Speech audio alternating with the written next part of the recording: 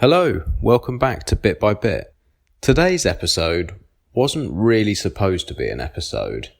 I'd sat down for just a general casual chat with K.Brown. We discussed a variety of topics, but something that really's been grabbing my attention recently is the amount of protests going on globally. People are fighting for a variety of different reasons. They're standing up for what they believe in, but they're generally being ignored.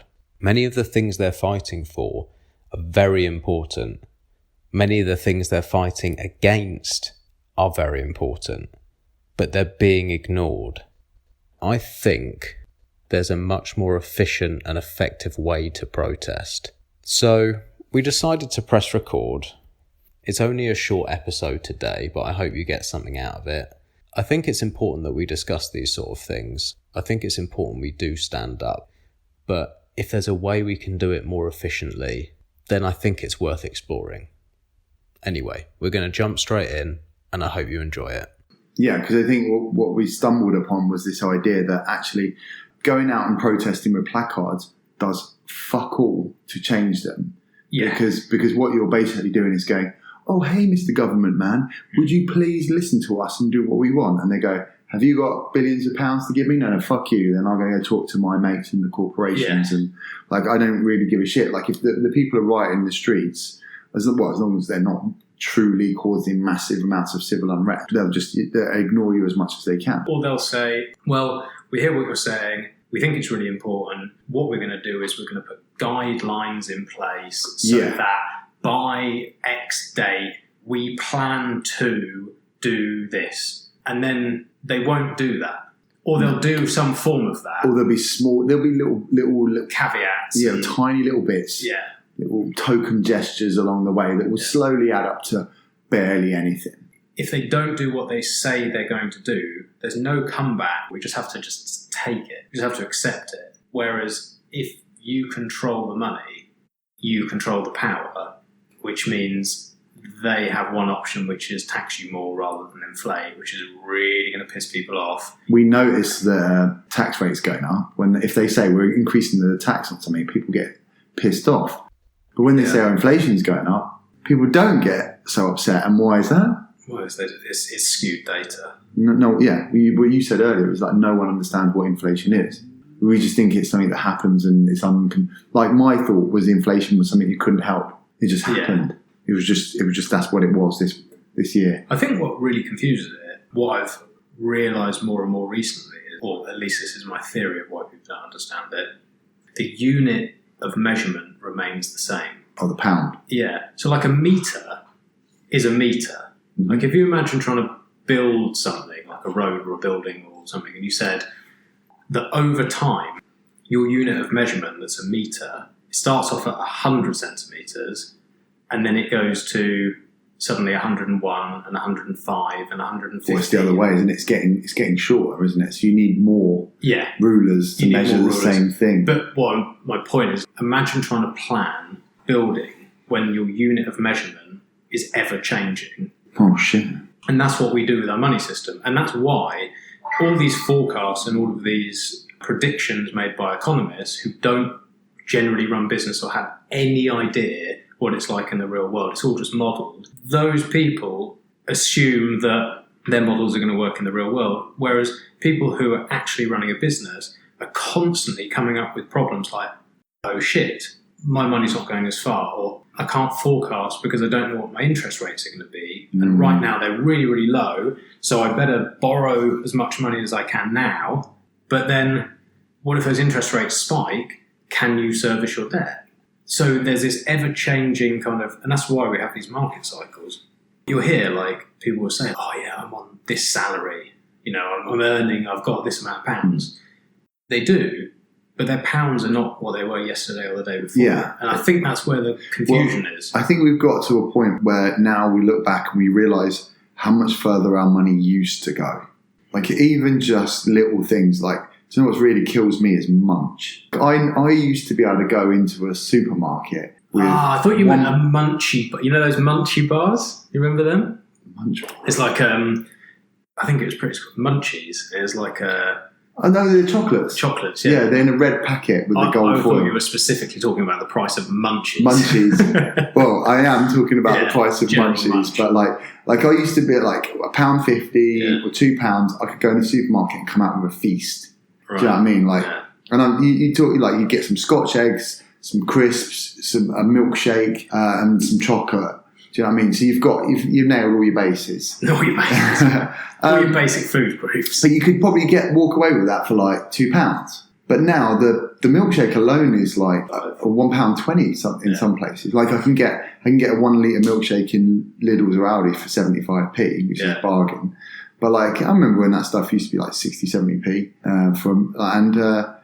Scotch eggs were the same. Everything's crept up so much. Crisps seem to be insanely expensive now. Really? Yeah, like in a weird way, and the selection is less. I've noticed that going on in the supermarket, there's less selection and higher prices. So now, if I'm like, I just want to grab a carry bag and munch like I used to be able to do, well, this is suddenly a lot harder. The value brands are more expensive, and there's less choice of them, and I can't buy for less. But that's, I think it's that unit of measurement. So if you said to someone every year, right, you're on £30,000 for the year. Next year, because of inflation, we're going to pay you £27,000. They'd understand that. Yeah, I'm getting less money. And the price of goods stayed the same. Yeah. Whereas now it's maybe number bigger than last year. Good. But actually, everything else has gone up by more. So actually you're worse off than you were, but numbers bigger. And I think that is where people struggle with it, because it doesn't make sense. No, and I think this is one of the more fundamental concepts that you really need to communicate to people, is that you think you know money, people, talk to Max, because you don't know money. That's what the conversations come up is when I'm talking to you, I think, fuck, I don't understand money. Like I've learned a lot about what money means, gold standard, backed by, various things. I understand about stores of value now, and inflation, but there's still an awful lot about it that you just... It's a weird word. I would say in the same way when I speak to you about physics, I'll understand now that I've spent enough time with you, basic little parts of like, okay, this is how mad huge the universe is, and this is how crazy small these quarks or whatever they are that you're talking about, and all this stuff. And I understand like a basic bit of it, but if I had to actually explain it to somebody, I'd have no idea, because it's too complex. Like, it's such a massive field, and it has such complex language as well. Well, I was talking to someone about this the other day, and obviously the idea is that complex language or technical language is shortcuts. We were talking earlier about Bitcoin. I was like, well, you sent me a link of Andreas Antonopoulos talking. I was like, what the fuck is he? He's talking about hashing and stuff. I was like, what is he? Is he shading in? Or is it like cross shading and cross hatching? But obviously now we had a long conversation about what the hash rate was and what it meant. And it's like, oh, now I get what hash. But so to explain, if you didn't use the word hash, you just said, people guessing at what the number was until they got it right, and then everyone checking it and sent back and going, hey, we've got the right number. Like you can't fit that in a sentence. And that's more the Bitcoin side of it. But in terms of the finance side of it... But it's the same thing, though. Like, you talk about inflation. That's an idea of, where governments basically print more money because the money actually doesn't mean anything. There's no finite limit to the amount of money. But if they print more money, it means it's worth less. Yeah, but then also... the problem is they'll say things like, inflation's only 3% or 2% or 4%, or whatever they, depending on the country.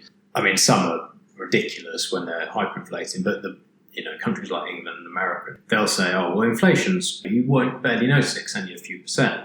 Yeah. They don't take into account, well, it's that, and it's the compounding, that money over time that's being taken. You don't have that as an investment, and then that's not compounding, then that's not. So you have to take that into account. And also the metrics they use to measure it are not truthful, because they don't take a lot of things into account. Yeah.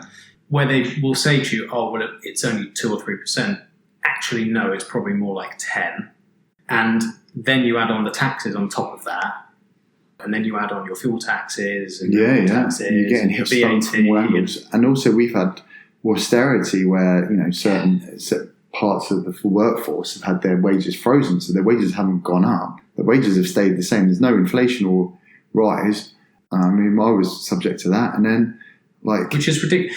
Your job is arguably the most important job in society because you're teaching the next group of people who are going to try and service the debts that we're bringing on now.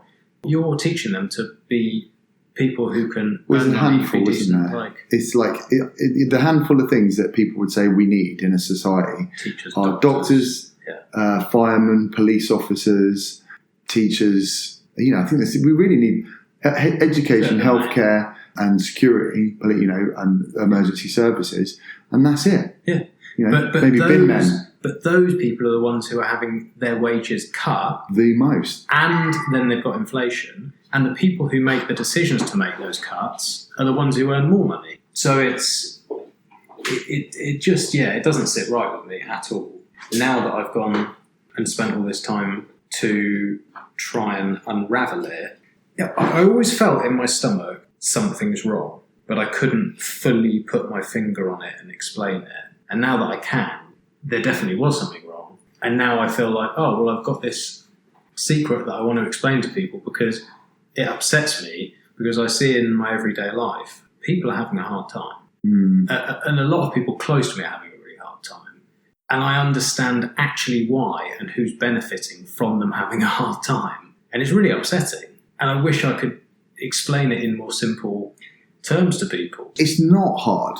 That's the problem. It's like if you want to lose weight, you need to eat less and move more. It's so simple that it's staring you right in the face and you go, it can't be that. It can't be that simple. Yeah. I'm listening to someone talk about evolution the other day as well.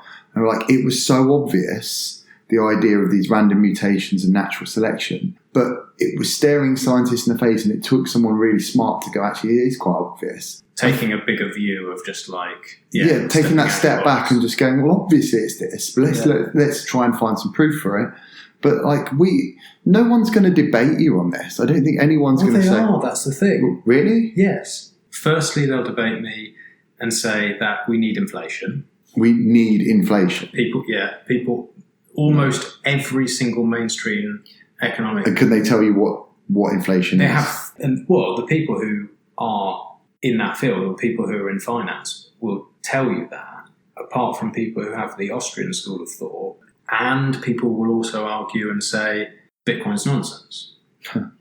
So people have really strong opinions on it, but they don't understand it to any level. I'm yet to have somebody on or speak to anyone who comes up with and who says to me, Bitcoin's nonsense. And then I say, okay, can you explain to me why it's nonsense? No one can articulate anything that makes any sense. And if they come up with something and I then say, well, actually, no, because here are the facts of why what you're saying is wrong, they don't want to accept it. It's really uncomfortable and it's really weird. It's not what they're used to. See, when I learn about Bitcoin and the whole system, I think if not Bitcoin, then something like it. Do you know what I mean? The idea that it shouldn't be centralized money in the banks, and the bank goes under, your money disappears, and then that's it. There's the South Park episode where you've got your first dollar and he goes to invest it in the bank, and we put your money in the bank and it's gone. Right? So everything's just disappearing, and I was like, well, where's my money gone? Where's the poor person on the street's money gone? And we all know in our hearts that what's happening is some banker is retiring after fucking up, after losing billions of pounds, and he's retiring to a fucking James Bond villain mansion, on a private island, and he's got no problems. And we're like, well, where did all the money go? Why am I still poor? And we don't join the dots. We don't see. Well, this is the thing, is we don't, but we do, because I've noticed recently on Netflix that there's more and more documentaries about banking. Loads of documentaries. There's loads of documentaries. I'm pretty sure they hold heavy stacks of Bitcoin. they've been releasing all of this stuff on banking, the Panama Papers, which is a data leak. If anyone is listening and you actually want to check that what I'm talking about isn't absolute bullshit, go and look through the Panama Papers. It talks about this sort of 9 or 10 trillion, I think it is, offshore money. And it's all the politicians and bankers and bureaucrats, everyone who we're supposed to look up to and respect, and who's handling your money and taking control of it. They're stealing it, they're putting it offshore, they're paying no tax, and they're putting it in shell companies where they can't be touched. And it seems that there's more and more information out there. We've got films like The Wolf of Wall Street and The Big Short, and more of this mainstream, accessible information. The Other Guys, don't forget that. That's got a strong political message at the end of that. The Other Guys. Oh, yeah. So at the end, it talks about like Bernie Madoff and his Ponzi scheme and all this kind of stuff. Yeah, and so all of the information is out there. We all have the internet. We can all fact check it. I think actually it's too uncomfortable for people. Do you know what? I don't think it's too uncomfortable. I think it just sounds like a conspiracy theory. And then you go, well, what are you going to do about it? It's just the way of the world. It is kind of a little bit like a fish moaning about sharks. I think that's going back to your original point, is no matter how many fish you get in a shoal, like they can go in and try and attack the shark and go, ooh, they're not going to do anything. Then the shark's still going to go, no, fuck you. You need to be a shark. That's what we need to do. Instead of going out there protesting Extinction Rebellion, you need to go, actually, we need to be as big and badass as you. I've tried to explain to people, and I've tried to say, Bitcoin is a shark. It's a megalodon. Yeah. It really is. Waiting to rise. And they will always come up with this as their argument. Almost every single time they'll say, yeah, well, the big boys will just swoop in. The banks and governments will swoop in. They'll shut it down. And I understand thinking that, because obviously they have the big boo. They can come down, they can stomp you. They have unlimited funds, unlimited resource. They have all the guns, all the military. They're the biggest mafia in the world. And you want to try and fuck with them and take over their money. Good luck. But what they don't understand is Bitcoin has been designed specifically because that boot has been stomping down for the last 50 years, and they've stomped on eGold and DigiCash and everyone who's tried to have a company that does a similar thing. They've stamped down on gold. They've controlled that market. Anything that they can control, they will. So this has been made so that no one can control it. And I think it comes down to the technical understanding how it technically works. That means that it doesn't matter how big or how strong or how much money you have, you can't stop this. That's the bit that's the bit where if I could sit and make someone understand how Bitcoin works, but it takes such a long time. It's hours and hours and hours, isn't it? 2,000-3,000 hours. I think I don't know. I mean, it depends what you want to understand. To understand how it works, to have the mechanics of it, but you don't need to I think get the basics. In 2 or 3 hours, you can understand the general gist of what it does and how important it is and how it's going to change things. But along the way, you get a lot of shock revelations about what the real money in your pocket is. Problem is, you can understand it after, say, 2-3 hours and explain the basics of it. Someone will go, okay, I get it in theory, but they have to trust me that I understand how the mechanics of it work, because I'm telling them, right, well, the government can't shut it down, or it would be really difficult for them to shut it down, and no one controls it, but it works. They have to just be like, oh, does it? And I was like that, and then I thought, well, do you know what? I have to know if this is true, because if it is, it's massive. So then I stopped everything I've been doing for the last 2 years, and I've just studied this all the time like a lunatic. And now, because I've done all of that, I'm like, well, I can't find any flaws in it. I've been trying for 2 years. I've been trying to find a problem with the system and trying to find a problem with, well, surely the government are going to shut it down, or surely the big banks are going to come and swoop in. But I can't. They can't. I mean, they physically can't. Yeah, they can't. And that's the thing where it's like, if you understand that actually you're being stolen from, especially the younger generation. I wrote an article, a blog post a The few days millennials ago. one. Yeah, the millennials one. Because that's where the people that it upsets me the most. Because you're getting fucked over more and more every generation. yeah, Like, I actually remember the 90s. Now, there's a guy who was a few years older than me, a handful of years, like 5 years or something. But he didn't go to university. I don't think he was still able to leave school at 16 and get a job. So, I was still in secondary school. He finished, got a job in a shop, got a mortgage, because the banks were still giving out money in the early to mid 90s. Yeah, it's the biggest. 100%. Yeah. Got a mortgage, and then the house price went up. He's financially set. He's secure. He doesn't really do anything as a job.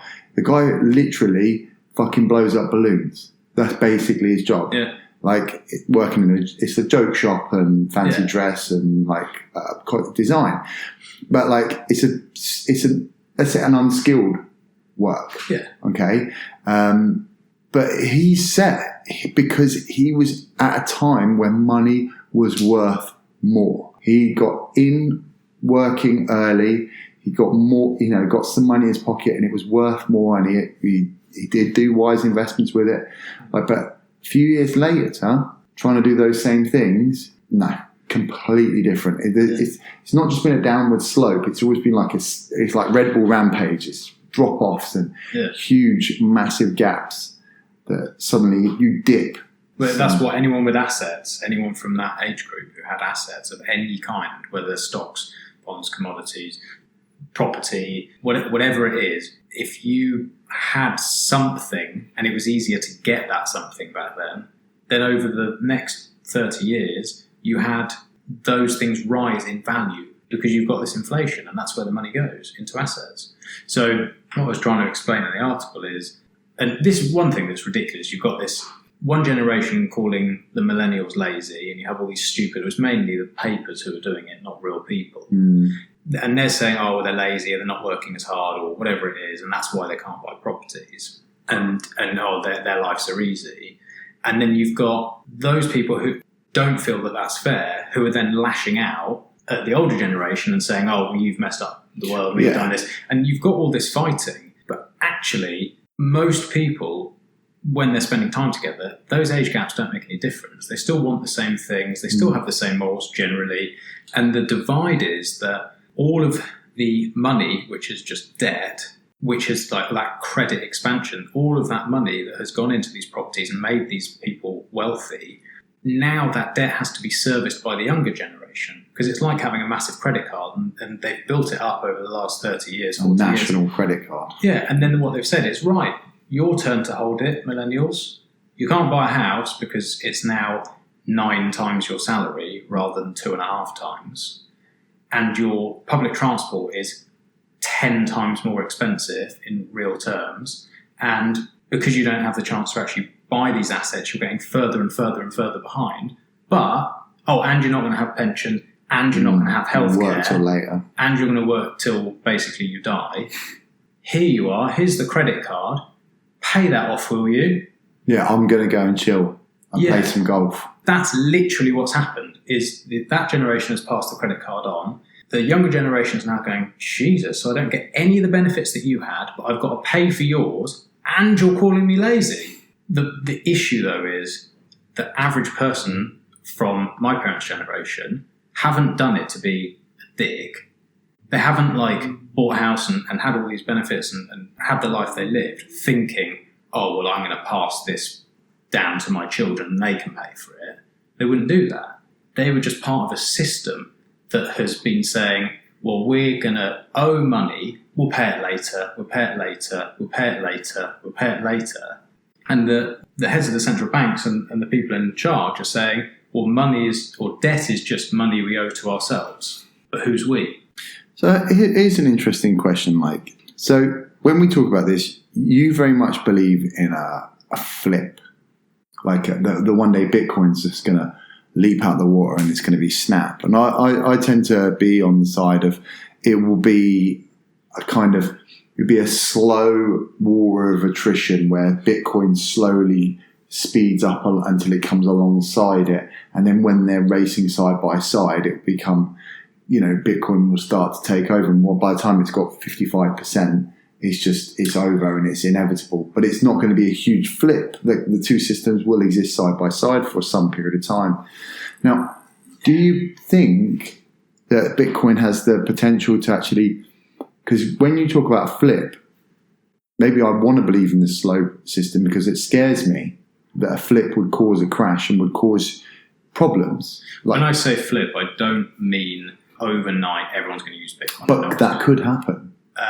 Not really. But think about what the scenario I've just painted, which is Bitcoin slowly increases. Maybe you've managed to get all the people that support Extinction Rebellion and Anonymous and all these people to start spreading the word that actually we should all be investing in a non-centralized banking system where we all use Bitcoin. Yeah. People start to get the idea. People start to realize that actually their Bitcoin money that they're holding is becoming worth more over time and their cash is becoming worth less. Yeah. So people are getting paid and dumping all their money into Bitcoin. And they have Bitcoin wallets that link to Visa cards. So they're still able to use it in shops. Yeah. But all the currency suddenly being taken straight out of the banks and held as Bitcoin.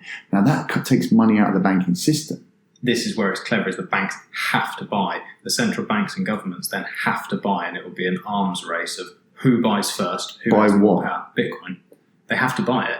They have to add it to their strategic reserves, because if everything else they hold is being less and less valuable, and to service their debts, they're having to pay more, print more and more money. So what if these fuckers hold on tooth and nail to the last minute, and what happens is the rate of inflation of fiat money goes up, and those people, probably the majority of people, 65-75% of people that aren't using Bitcoin, they get fucked. Their money goes down the pan into because the banking system collapses, and that this 15-25% of people who have or 35 have invested in Bitcoin, they're okay. But is it possible that we have something where 2 out of every 3 people gets messed over? 2 out of every 3 people is going to be messed over anyway.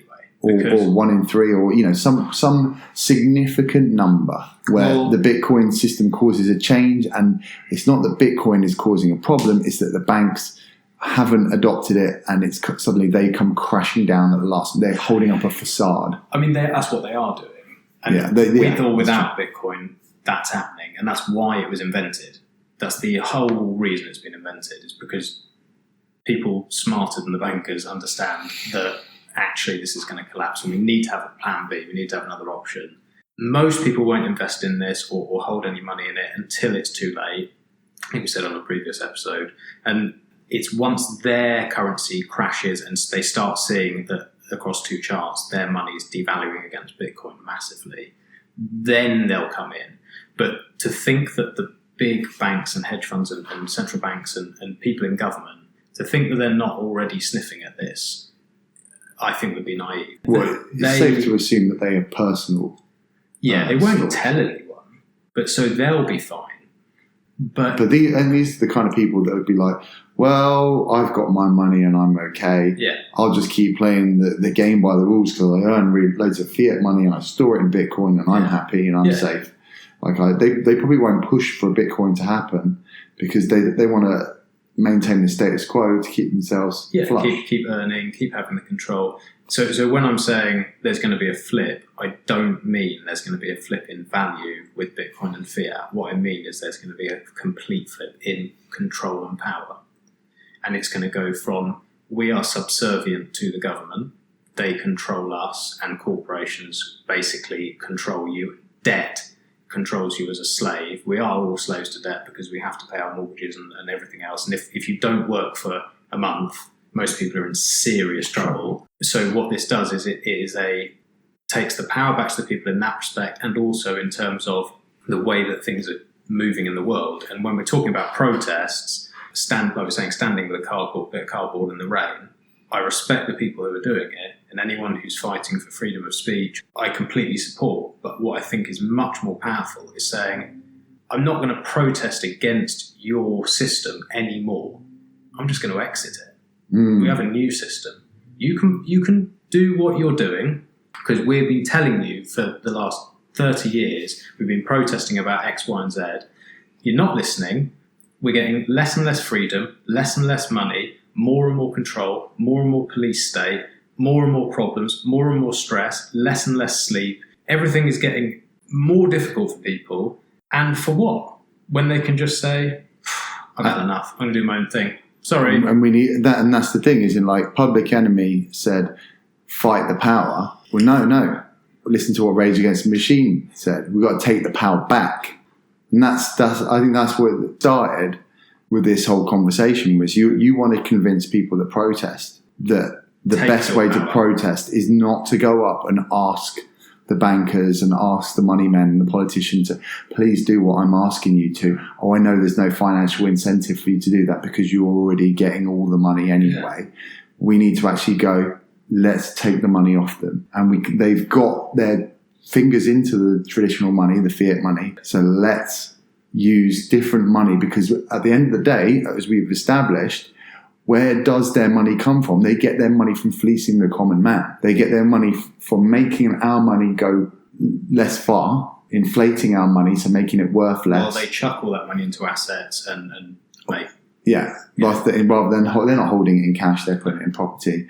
And it's a circular economy. So the other thing people, I think, struggle with is they look at this like it's a stock. And they'll say... Bitcoin. Yeah. They'll say, oh, it's gone up or it's down. They look at it like a stock or a company, rather than thinking, well, hold on, I don't need to buy it. It's money, so I can earn it. So it's a circular economy. You can say, well, okay, I'm a graphics designer. Well, I'll do it for Bitcoin. Or I'm private tutoring physics. Well, I'll just do it for Bitcoin. You don't then have to use fiat money to buy it.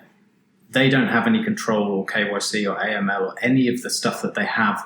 Well, someone's got to buy it or mine it. That's the thing. Someone's got to buy it or mine it. But once it's gone through the Lightning Network or gone through any of these services, it's so obscured anyway, and it doesn't matter. It's not illegal to earn Bitcoin. It's not like it's illegal to do it. You just have to pay your taxes on it. Oh, I was going to say capital gains. You have to pay your capital gains if you sell it. So they're making it very difficult in that respect. But we might... Oh, if you sell it? Only if you sell it. Oh, so when I was talking about, I think it's WireX account that I got. So you end up with a Bitcoin wallet and you can link a Visa debit card. So you can buy Bitcoin. Yeah. But I don't... When you spend it, that is selling in the eyes of the UK government. Oh, because you are transferring it from one... It's not a bureau de change. Yeah, so... I don't know why we say bureau de change. Yeah.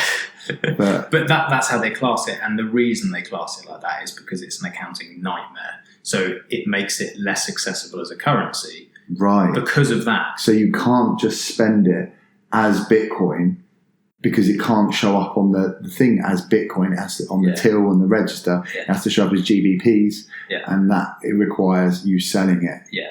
So, and that's what that Visa card does, is it will mark its sell upon your sale, convert that to pounds, and then use the pounds. So technically, that's what I was saying to you, it's best just to hold. It will come eventually where that will be possible. And we might care. Some person who has no chance and they're in an oppressive government and their money, they've got some serious problems, they don't care. They're not going to care whether it's illegal or legal, because what's legal and what's moral is completely skewed ridiculously in those sort of countries. It's here as well. Across the world, what's legal and what's moral are two totally different things. Yeah, absolutely. So for those people, if A, they don't have access to banking in any way, shape or form at the moment, they can't build a website for someone in England and then get paid money without using like MoneyGram or one of these wiring services or someone else with an account. Now, they can download a wallet in 30 seconds, write down 12 seed words, which is just a backup store in case anything happens, and they can transact anywhere in the world and earn in Bitcoin anywhere in the world in less than 5 minutes. Mm-hmm. And so, in my opinion, that's what's going to spread it much quicker than just people buying on exchanges, because the only people buying on exchanges now are nerdy, techie, and it's a really small demographic, but once it starts spreading and people realise, well, they don't just have to buy it and it's not a stock, this is money and it's a platform, a trust platform. When they get that, this thing then spreads fast. Like, it's exponential. And then it's unstoppable. But then the governments, right now, like if you're buying from an exchange, they have your KYC and AML, and they can control, effectively these exchanges are like banks. So they still impose all their banking regulations on them. Exchange. But when we have decentralized exchanges, which are getting better and better, and when we have peer-to-peer transactions and people are just building websites for each other, selling T-shirts to each other, there's loads that are on now where like you can play chess against each other, and it's like however many satoshis. You can put some money down on it. Yeah, Fortnite and these there's one called Light Night that's coming out, which is like a Fortnite type game where you can bet with Bitcoin on it. Once this stuff happens, you can have all these payments going all over the world. You're going to have less and less of these sort of banks effectively, because everyone will just be their own bank. And then you've completely cut out the other financial system. It's just not in your life anymore. It doesn't have to be. In 5 minutes, it doesn't have to be. If people really want to protest, buy a Bitcoin. Yeah, take your money out. Anyway, I think I probably rambled enough there. But, that's a good 40 minutes. Yeah. But some interesting points that you raised that would be things to talk about for next time. Oh, man. This always happens. When the conversation is like, I need to mention that would be a next thing to talk about. That would be a next thing to talk about. There's a lot, I think, that people would be interested to hear, though. We was talking about the journey that you have to go on to learn about it and what you learn. Like, that would be interesting, like Bitcoin Basics, Bitcoin 101. I was thinking about doing a couple of videos and things like that, but like really breaking it down, because what I found is when we sit and have these conversations, firstly, we've been talking about this stuff for like a year. Yeah. Secondly, I talk about this stuff all the time because I'm an annoying, obsessive weirdo. So the amount of exposure you've had to it is pretty big. So I think we probably forget actually what... There's a lot of small questions. There's a lot of smaller questions, and I'm thinking it'd be quite nice to just do like maybe little 10-minute videos or little 10-minute audio, and it'd be like, right, what is mining? What is a node?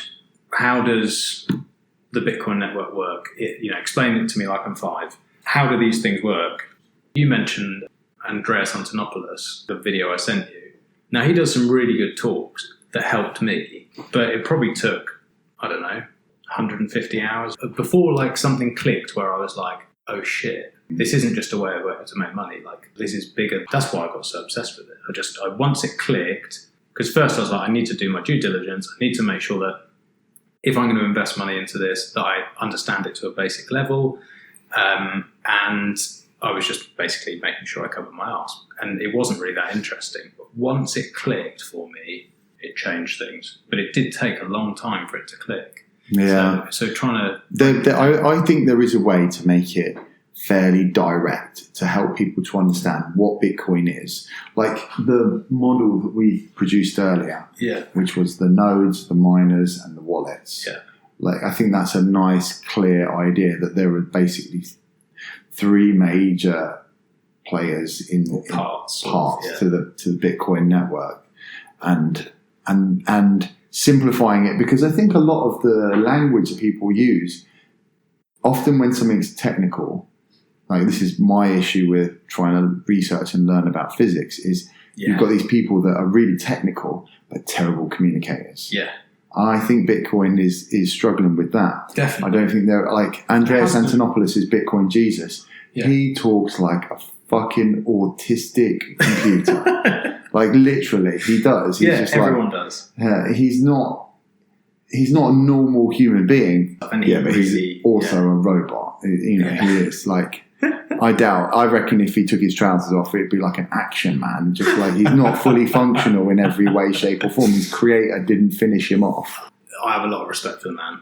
Like, without honestly, does he talk about the political, socio-political? That's his main point. Because I've heard him on, I think there's a famous podcast for that comedian UFC fighter. I can't remember his name. But yeah, he's got a fairly famous podcast, and Andreas Antonopoulos has been on that a couple of times, and he doesn't really talk much about the socioeconomic change. He talks more about he does talk about the unfairness of fiat banking. Yeah. But I don't think he really delves deep into this, like the morals and ethics, and that'll be more when he does his talks. So he does a lot of speeches and talks, and actually that's where I've learned the best information, because when he does interviews, he's trying to, he's got an hour. He's trying to sell Bitcoin as a concept. Yeah, I guess so. And he's trying to push. So if he starts talking about like all the socioeconomic things and like the history of money and all this stuff, like to get all of that across in an hour is really hard. Yeah. So I found the best way I learned was just listening, because a lot of it is socioeconomic. And the reason I liked listening to what he was talking about is that's what made me interested, because I thought, well, yeah, okay, it's cool and it can make money, but what it didn't grab my attention. But once I understood actually the changes it can make and how really unfair the system is, it grabbed my attention. But it's a long time, so I need to sit down and just try and sort of simplify it down as best I can. Even if I don't get someone to ever buy Bitcoin, I just want them to realise, just wake up, just look around, just look around. What's actually going on? Wake up. You're in a worse position and you've got less freedom. Why? Right. Yeah, that's it.